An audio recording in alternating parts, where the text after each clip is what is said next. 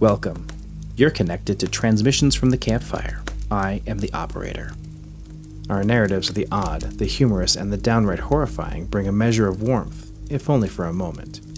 A much-needed relief from the cold, cruel world that surrounds us all. Each story is set in and around Colorado's Roaring Fork Valley and is written by Quinn Kitson, author of novels Talented and Pyre, and short story compilations Night and Day. Each transmission is produced, engineered, and narrated by myself, Daniel Kelley. Tonight, we bring you a tale of wasted glory. Humanity shares many traits with other members of the animal kingdom. The instinct to feed, to defend ourselves, to wildly reproduce. But one trait is unique to humans.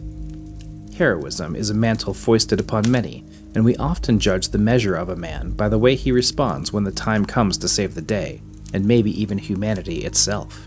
But what happens when that man is extremely lazy and procrastination wins out? Please, sit back, savor your drink of choice, and enjoy. This is Inky.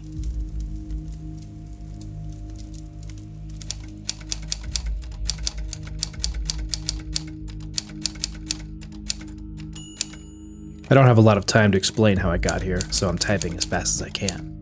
If I don't keep going, and really even if I do, he'll be here soon enough. He won't stop.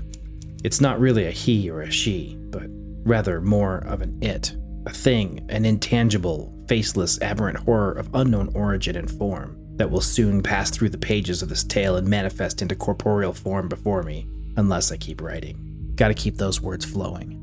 Not unlike a mouse who's fallen into a backyard pool with high sides.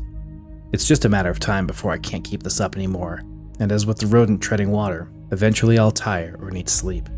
As soon as I don't keep its nasty little name running across these pages, as soon as I pass out from exhaustion, as soon as my muscles ache and my fingers go limp on the typewriter and the candle next to me on the desk goes dark, it's going to rise up from the black darkness of the ink ribbon where it's currently hiding, to swallow me. To devour me and my unwillingness to help it enslave the rest of you.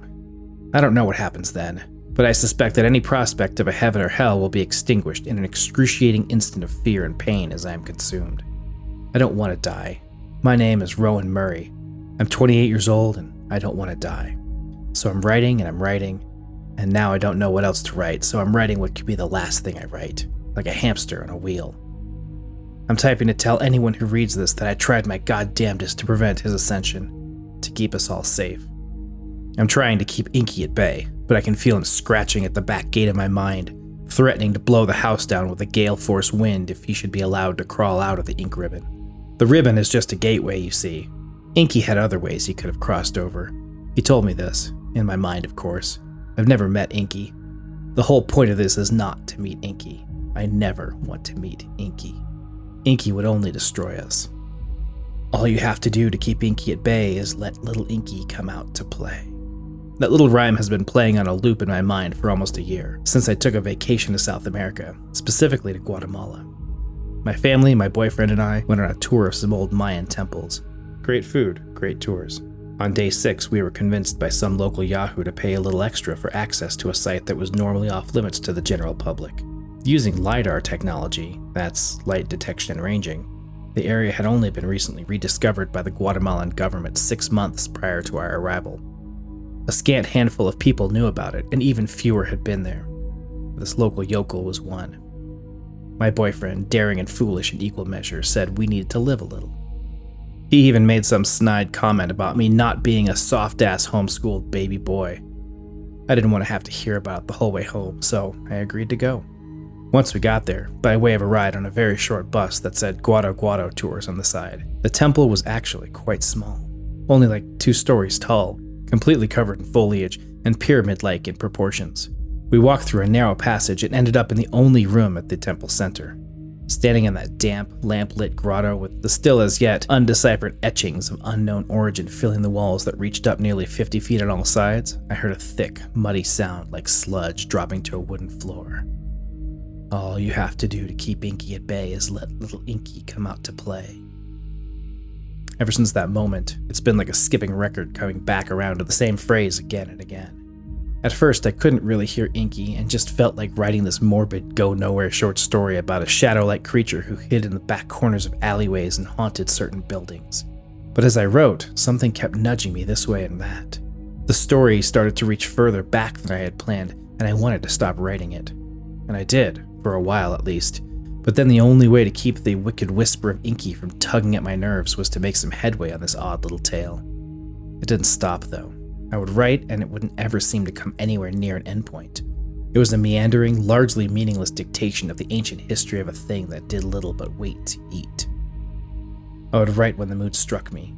I think I could have eventually trapped him in the paragraphs. I could have pushed myself harder. I should have pushed myself harder.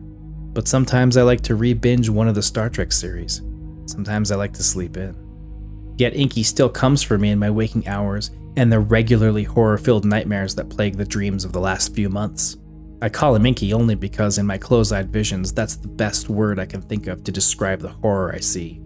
2 years of college with an emphasis on creative writing, and that's all I can think of when I picture his obtuse, formless black void. Inky. It's possible that the name came from the rhyme, or maybe it's sort of unclear sometimes, muddled. My friend Patrick, he's a writer, or so he says, despite only writing a collection of short stories, and he keeps saying that I need to get my butt to work and write more, that the only way out is through. He doesn't know about Inky, and I wouldn't tell him anyway. Superior son of a bitch that he is, he'd just use it as a justification to prattle on atop his delusional literary soapbox. Yet another reason to give me shit about my somewhat slower output. I've been a writer since middle school, and I know writer's block is real. I'm happy with 1,000 words a week. He braggadociously does 2,000 a night, the cheeky prick. I know I can be as creative and productive as the next person, but it isn't a switch to be flipped. Sometimes it's just not there. You can't force it.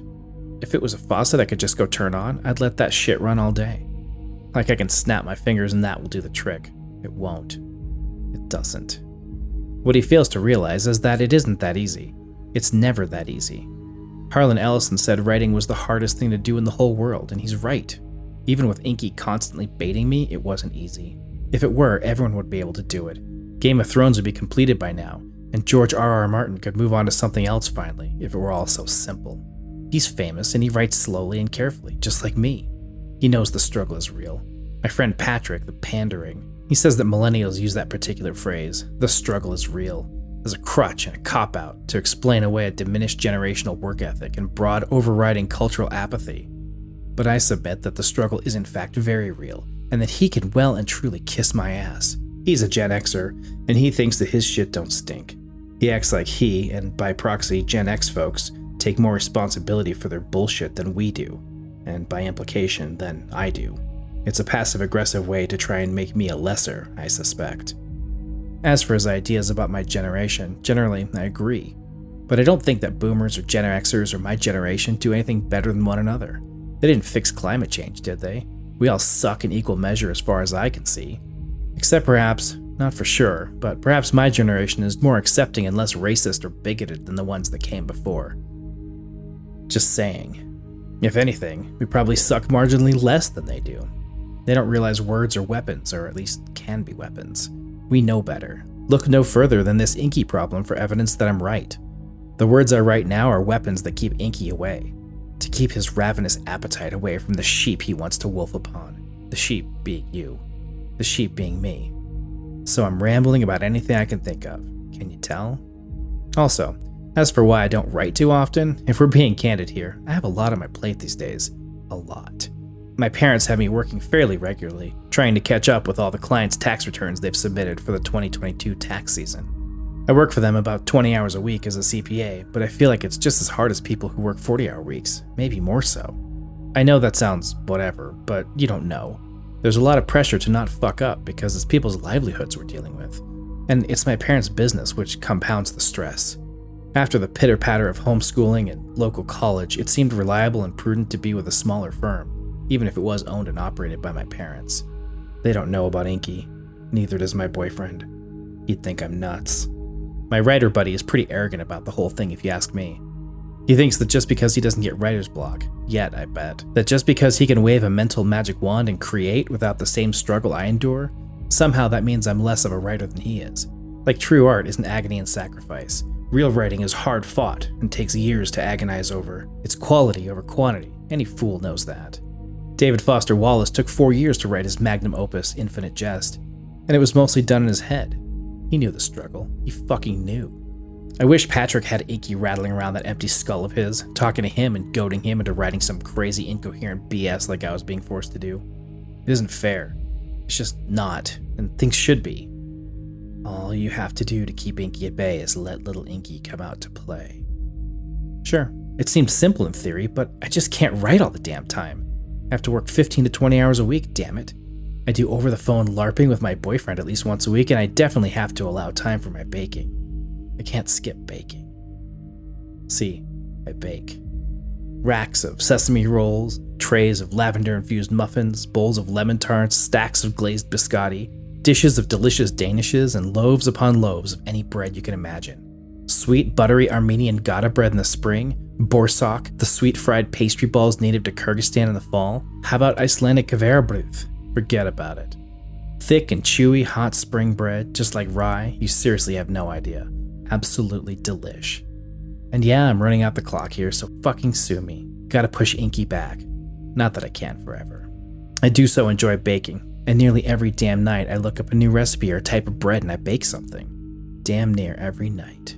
I give them away as gifts to my family and college friends, and to my roommate who recently moved into my spare room to give me more financial flexibility, and because her girlfriend just dumped her for a non-binary performance artist named Flux.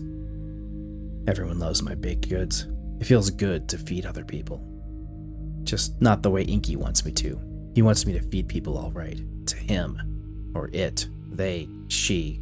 Whatever Inky might identify as. Not sure, haven't asked, and Inky probably isn't telling anyway.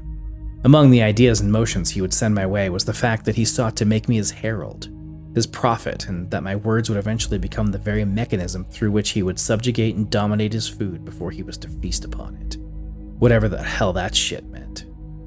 He says stuff about the galaxy sometimes, weird shit about cycles of star decay, something like that. Inky says so much I find it hard to keep track of it all. I tried to get down as much as I could, but my hands can only type so fast and there are only so many hours in the day. Plus, I bake. Baking takes time. Not entirely sure, but I suspect it ate my cat. I haven't seen the fuzzy little shit in days now, which isn't like him. He has a tiny cat door, so he may be prowling, but 4 days is a long time.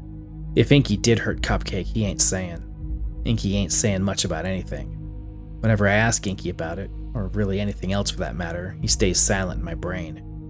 But when I think about his little project or what his goals are, he won't stop filling my head with his musings and tidings and all the weird little esoteric quips he calls his prophecies.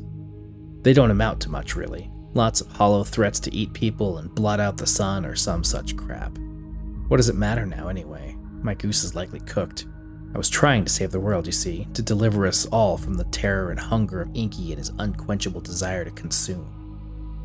But I just had so much going on. Stalling, on the wheel, just keep writing, your life depends on it. My head is tilting and swaying, intermittently nodding off, and I can't hold out for much longer. My fingers are logs that want to drop to the ground. My hands are anchors grasping towards the sea floor.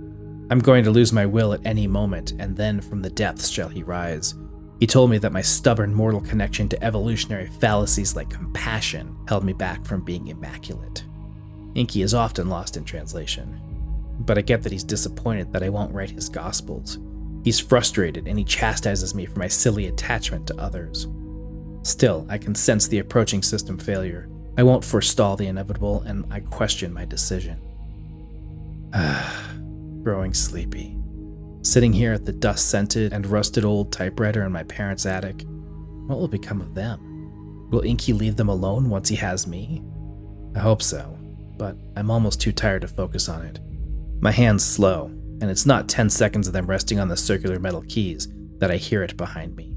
I kick my heel out and spin on the swivel chair to face my tormentor.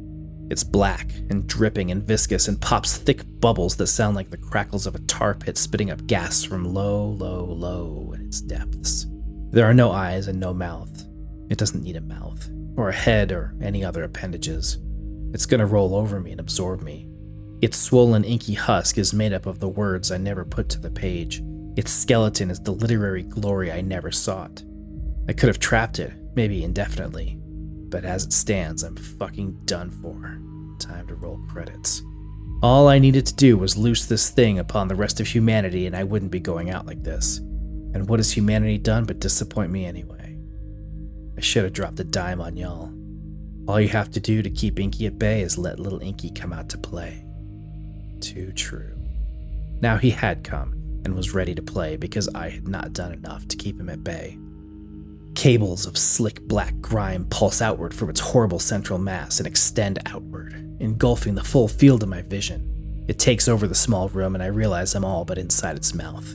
A mouth that has expanded to fill the room. Now it's starting to wrap me up. I'm being digested.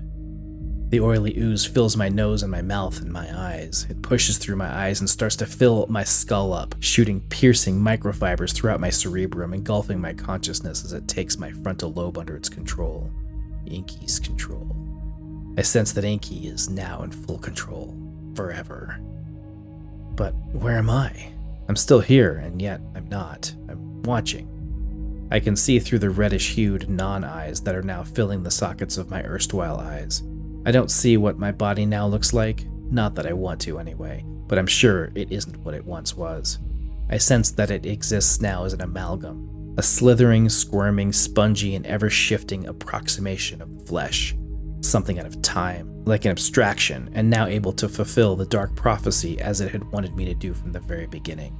But now, in my failure to loose it upon the masses and foretell the world of the coming darkness, I have relegated myself to the waking enslavement of watching helplessly from behind the theater screen of my mind, as my body is used to spread the evil outward anyway.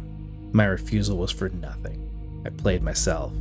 You try to save the world, and this is what you get. I hope it eats Patrick first.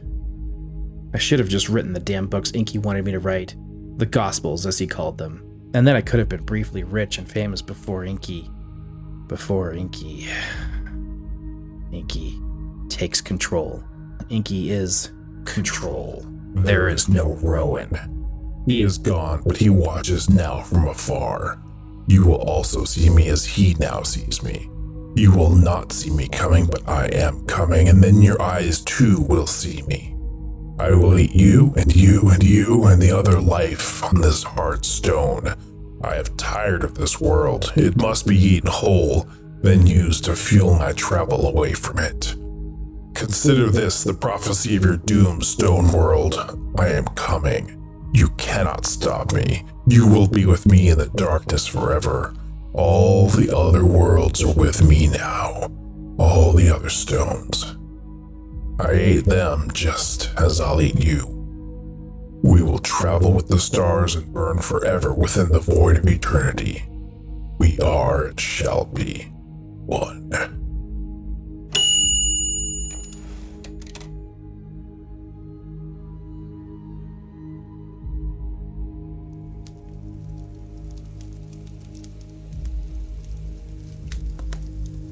Our primitive self's desire for instant gratification often conflicts with another human construct, our sense of responsibility. We all have some unfinished task waiting out there, whether it's a room that needs to be repainted, that dreadful phone call to an estranged parent, or that damning piece of evidence that really should be dealt with before someone notices. But by putting it off today, we may unknowingly rob ourselves of the chance to put it off again, tomorrow. Inky is an original work of fiction written by Patrick Quinn Kitson. More of Patrick's work is available in the short story collections Night and Day, and the forthcoming novels Talented and Pyre. If you enjoyed our show, you can find more episodes of Transmissions from the Campfire on Spotify, Apple Podcasts, or your favorite podcast directory. Transmissions from the Campfire is produced, written, and engineered by Daniel Kelley, and is a copyrighted work that may not be reproduced or re-uploaded in part or in full without express written permission. Now, zip your jacket and cinch your collar tight as the light of the fire dies down, and our momentary warmth gives way to the return of the cold bitterness of the outside world. Stay safe, traveler, until we meet again around the campfire.